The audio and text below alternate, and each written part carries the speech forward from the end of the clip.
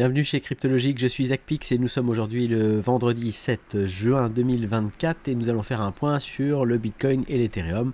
Ça va être assez rapide car on attend quand même, soit ce week-end, soit la semaine prochaine, quand même un peu de résolution au niveau du prix du BTC et de l'ETH. On est toujours coincé dans le range, on a encore des plus hauts à casser et pour l'instant les prix ne veulent pas corriger. Donc voyons ensemble et passons tout de suite au graphique.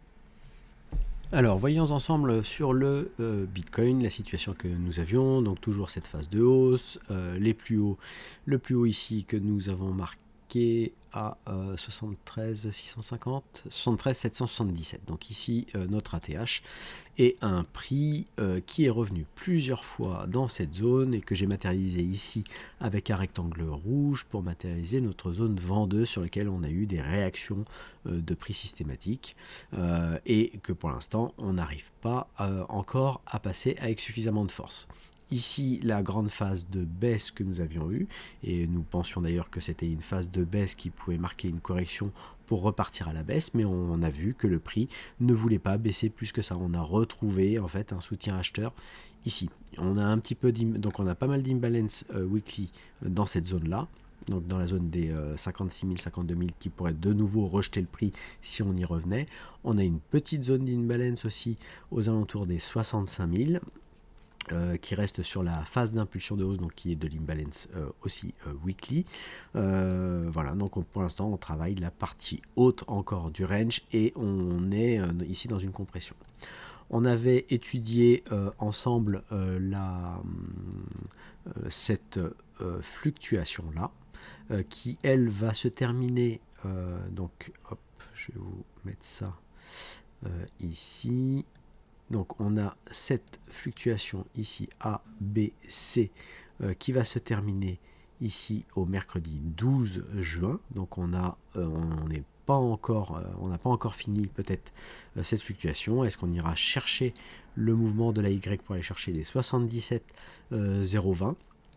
Il nous reste encore un tout petit peu de temps pour le faire, donc jusqu'à mercredi, avant d'avoir une correction et éventuellement venir rechercher un support pour repartir en continuation haussière. Ou alors, sinon, on se fait rejeter ici, on continue et on a du mal et il n'y a pas suffisamment de volume acheteur pour pousser le prix plus haut, même pour liquider éventuellement les gens qui seraient en short sur ces positions-là.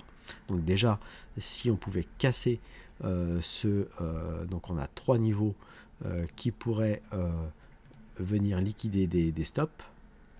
Voilà, donc ces trois niveaux-là qu'il faudrait venir passer et qui pourraient aider effectivement avec ces liquidations. Et en fait, les stops des vendeurs vont être des stops acheteurs, donc ça va être des achats, et donc sur lequel on pourrait éventuellement continuer et donner de la force à la hausse pour passer cette zone là. Pour l'instant c'est pas le cas, donc la seule chose que l'on puisse faire c'est éventuellement descendre sur du 4 heures, voilà, et regarder en fait le mouvement qui s'est fait. Donc le mouvement qui s'est fait, j'ai ici la A, B, C ici qui est en cours, une fluctuation aussi qui n'est pas terminée. On va marquer aussi la fin de ce temps là, donc au samedi 8 juin 14 heures, donc ça veut dire plus 4 heures, donc 18 heures, donc jusqu'à 18 heures pour terminer cette fluctuation sur laquelle on peut continuer à aller chercher de nouveau des plus hauts ou pas. Donc dans le déroulement en fait de cette fluctuation, eh bien on peut venir tracer la fluctuation de la vague 3, donc ici vague 1, vague 2, vague 3. Ici, la vague 3 en A, B, C. On a atteint déjà une target ici N. Non, ça c'était la N de celle-ci.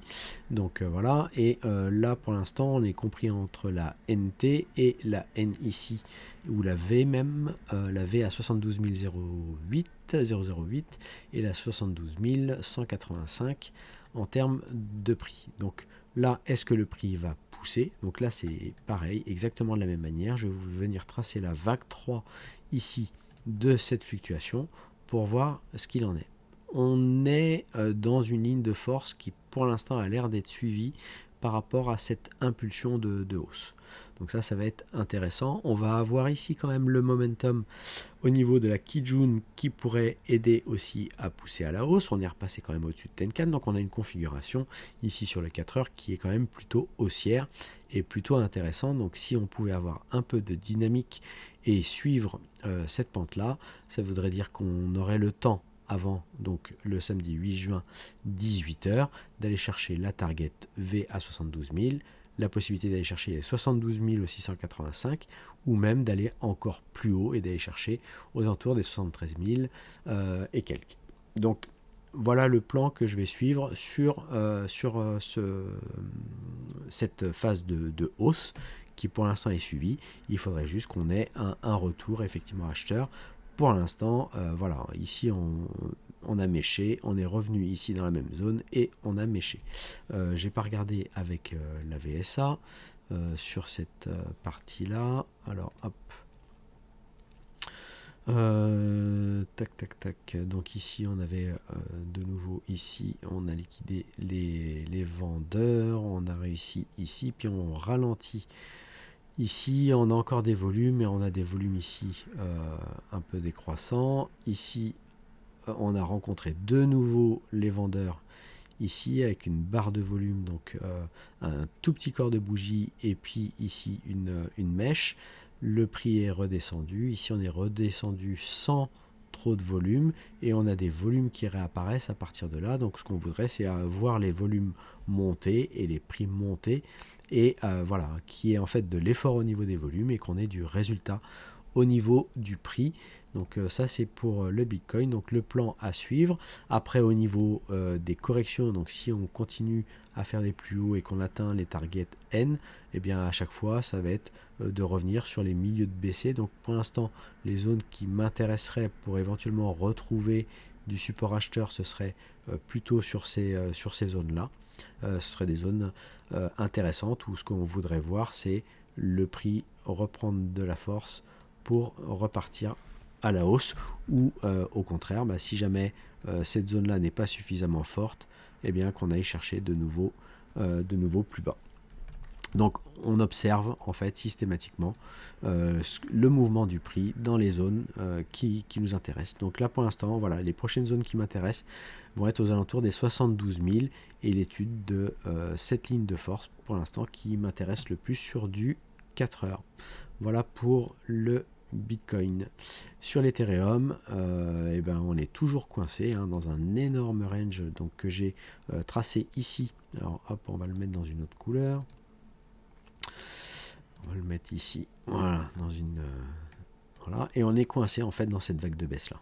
On est coincé, donc c'est ce qui délimite un petit peu là pour l'instant toute la phase de grand range que l'on a, qu'on peut observer sur du daily et sur lequel tac, non c'était pas ça, non c'était pas ça, voilà, c'était cette ondulatoire là. Alors on avait cette vague là, voilà, ça c'est ce que je regarde actuellement. Alors pourquoi? Parce que ici on a fait une vague de baisse, ici une vague de hausse. De mémoire, alors je vais peut-être la retracer, elle n'était pas corrélée, on va vérifier.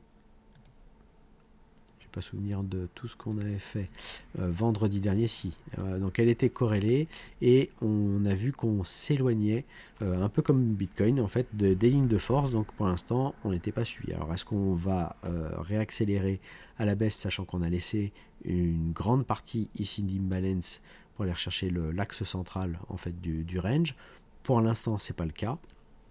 Donc c'est pas l'ondulatoire que je vais plutôt observer, mais c'est plutôt ce qui se passe ici, sachant qu'on a fait ici un mouvement de hausse, ici on est venu chercher une target très très haute en laissant énormément d'imbalance, à voir si le prix va revenir en combler une partie, revenir sur la Kijun, sachant qu'on va avoir d'ici prochains jours un cycle ici haussier de la Kijun qui pourrait impulser un peu de force pour aller chercher des plus hauts. Pour l'instant, le prix latéralise. Alors si le prix continue de latéraliser malgré ici la hausse de Kijun, ça voudra dire qu'on sera en train d'absorber et que le prix va continuer d'accumuler dans cette partie-là. Alors si on corrige, pour l'instant, moi la première zone qui va m'intéresser, c'est cette zone sur laquelle on a eu quand même pas mal de volume, qui représente ici notre POC. Donc voilà, cette zone-là dans un premier temps, sur laquelle je voudrais voir du soutien pour repartir à la hausse, ou alors est-ce que au contraire on va chercher de nouveau le bas du range. Donc ça sur l'Ether c'est ça, et j'ai tracé donc un ondulatoire. Donc en fait j'avais plusieurs points A possibles, donc la vague baissée, la toute petite vague baissée ici depuis le plus haut, soit j'avais un point A ici, mais on voit qu'on ne suit pas du tout les lignes de force. Ici, c'est mieux, mais c'est pas ça. Mais c'est pour l'instant, c'est celle-ci qui marque mon intérêt. On a un prix qui, pour l'instant, reste dans ses cônes de force. Donc, avec un cône à 4251 pour la première target et la target NT à 4601.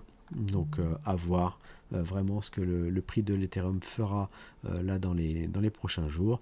Voilà, on attend quand même pas mal de résolutions au niveau du Bitcoin et de l'Ethereum. Le week-end va être intéressant, mais certainement ça sera la semaine prochaine. Alors est-ce qu'il y aura une petite news qui fera une étincelle, qui donnera une étincelle pour une résolution du prix? Voilà, à voir. Et écoutez, suivez comme moi les lignes de force. J'espère que vous aimez ces analyses. N'hésitez pas à laisser un petit pouce bleu et à partager cette vidéo. Et si vous souhaitez que j'analyse un altcoin la semaine prochaine, laissez-moi un altcoin en commentaire. Je vous remercie et je vous dis à vendredi prochain. Ciao, ciao.